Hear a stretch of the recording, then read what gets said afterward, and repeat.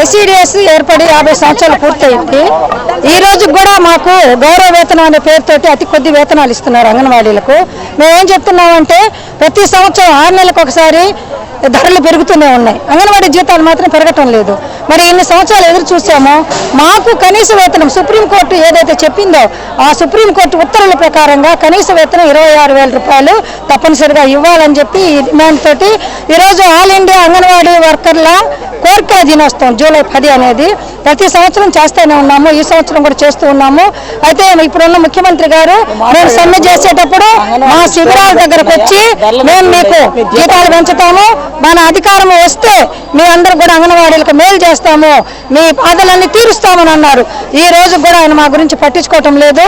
మరి ఆయన ఇచ్చినటువంటి హామీలను అమలు చేయమంటున్నాం. మేము కొత్తగా ఏం కోరడం వల్ల ఆయన ఇచ్చిన హామీలు వెంటనే అమలు చేయాలి, లేదంటే పెద్ద ఎత్తున మేము కూడా ఇక మీదట రోడ్లలోకి వస్తాము. రేపు రాబోయేది ఎలక్షన్ల డ్యూటీలు, ఆ ఎలక్షన్లలో మరి మేము ఎవరికి వేయాలో అనేది కూడా మేము కూడా నిర్ణయించుకుంటాము. మీరు ఎంత డబ్బు పంచినా, మీరు ఎన్ని రకాలు చేసినా కూడా ఒక కుటుంబానికి జీతం పెరిగితే ఆ కుటుంబంలో అంగన్వాడీ టీచర్కి కుటుంబానికే సంతోషం. అది సంతోషం లేకుండా, ప్రశాంతత లేకుండా, విశ్రాంతి లేకుండా అంగన్వాడీలని గురి చేసి పనులకు గురి చేస్తున్నారు. కాబట్టి మేము తప్పకుండా వేతనాలు పెంచేంత వరకు కూడా ఈ పోరాటాన్ని కొనసాగిస్తామని చెప్పి తెలియజేస్తా ఉన్నాం.